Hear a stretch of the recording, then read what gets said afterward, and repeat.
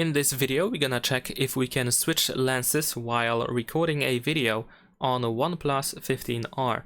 So we're gonna go to the video mode over here.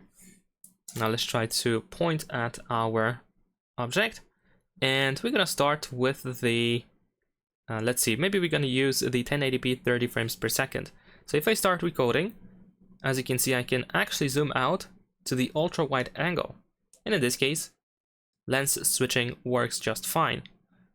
Now if I try to use 60 frames per second, for example, and if I try to zoom in, because I cannot zoom out, then in this case there is no lens switch. So I assume that we are limited to the 30 frames per second if you want to be able to switch between different lenses. 30 FPS and only 1080p. For 4K resolution it doesn't work actually. So yeah, so it is possible, but only if you use 1080p 30 frames per second. Leave a like and subscribe.